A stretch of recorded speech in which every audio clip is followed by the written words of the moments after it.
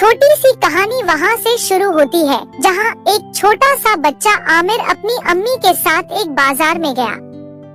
वह अभी अल्फाबेट सीख रहा था और उसे अंग्रेजी के पहले अक्षर ए को सीखने का वक्त था। अम्मी ने उसे बताया, बेटा ए फॉर एप्पल होता है। एक बच्चे को ब अक्षर का सामना हुआ। उसके अभिभावकों ने उसे बताया कि ब के लिए एक बहुत ही रोचक और मजेदार खेल है बॉल। बच्चा बहुत ही उत्साहित हो गया और बॉल को देखकर खुशी से झूम उठा। उसने बॉल को अपने हाथ में लिया और उसके साथ खेलने लगा। शुरुआत में उसे बॉल को संतुलित रखने में कुछ परेशानी हुई, लेकिन वह हार नहीं माना। उसने मेहनत की और बॉल को कंट्रोल करने का तरीका सीखा।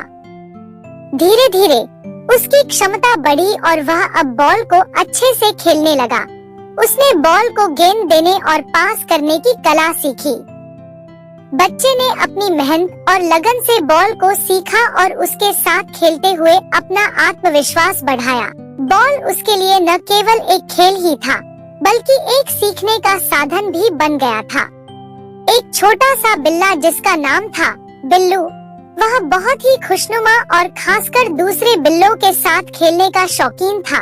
एक दिन उसने अपने दोस्तों के साथ एक नया खेल शुरू किया। खेल का नाम था अल्फाबेट।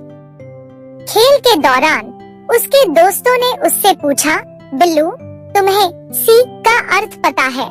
बिल्लू ने हंसते हुए कहा, हाँ मुझे पता है, सी का अर्थ होता है बिल्ली।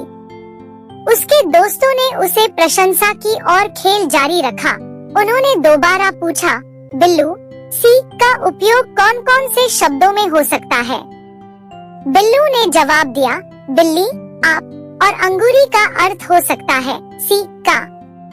उसके दोस्तों ने उसकी तारीफ की और उसे बधाई दी।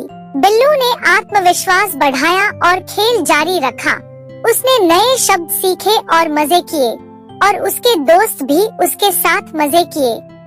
एक समय की बात है, एक छोटे से गांव में जो हरित घास और हरे भरे पहाड़ियों के बीच स्थित था, एक उत्साही छोटा सा कुत्ता रहता था जिसका नाम डेक्स्टर था।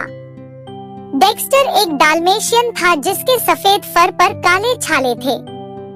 जब वह छोटा बच्चा था तो से ही उसमें ज्ञान की अद्भुत आंख थी और सीख कर बोला, D for dog, E for elephant, dot में गगल में रहते गगल का पाते खाता हूँ। मैं बहुत बड़ा ज्ञानवार हूँ, लोग देकर डरते हैं, इसलिए मेरे की ई फॉर एलिफेंट बोलते हैं। एफ फॉर फैन में एक इलेक्ट्रॉनिक हूँ, मेरे को लोग बहुत पसंद करते हैं क्योंकि मैं लोग का आत्मा शांति करता हूँ, इसलिए लोग मेरे को एफ फॉर फैन बोलते हैं। जी फॉर गोट, एक छोटी सी गांव में एक खुशहाल बकरी रहती थी। उसका नाम गोपाल था। गोपाल बहुत ही प्यारी और मस्त बकरी थी। गोपाल के गांव में एक छोटा सा बच्चा रहता था जिसका नाम राजू था। राजू बहुत ही चालाक और मस्तिखोर बच्चा था। वह हमेशा गोपाल के पीछे पीछे आता और उसके साथ खेलता। एक दिन गोपाल ने राजू को अपने साथ अकेले में छोड़ दिया। दोनों बकरियों ने एक साथ बहुत समय बिताया। राजू ने गोपाल के साथ बहुत कुछ सीखा, जैसे कि कैसे छलांग लगानी है और कैसे छोटे से चारों पांव पर चला जाना है।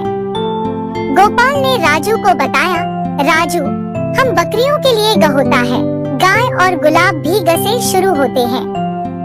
राजू ने मुस्कुराते हुए कहा, हाँ गोपाल भैया, मैंने अब ग को सीख लिया है। इस तरह गोपाल और राजू ने साथ मिलकर नई दोस्ती की और राजू ने गोपाल से बहुत कुछ सीखा और ए भी सीखा, जी फॉर गोट।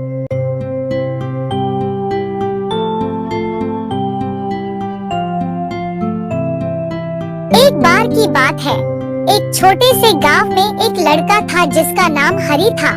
हरी बहुत ही खुशनुमा और समझदार था। उसके पिताजी उसे हमेशा सिखाते थे कि सुरक्षा का ध्यान रखना कितना महत्वपूर्ण होता है। गांव के पास एक जंगल था जिसमें बहुत सारे जानवर रहते थे। हरी को जंगल में घूमना बहुत पसंद था, लेकिन उसके पिताजी उसे हमेशा हेलमेट पहनकर जाने की सलाह देते थे। एक दिन हरी अकेले ही जंगल में चला गया। वह बहुत मस्ती में था और उसने अपने हेलमेट को घर पर ही छोड़ दिया। वह जंगल में बहुत देर तक घूमता रहा, लेकिन फिर उसे एक आवाज सुनाई दी, गर्र गर्र। हरी ने पहले समझा कि यह उसकी गड्डी की आवाज है, लेकिन जैसे ही वह आगे बढ़ा, उसने देखा कि वहाँ एक भालू खड़ा है जिसका मुंह कुछ खोज रहा था।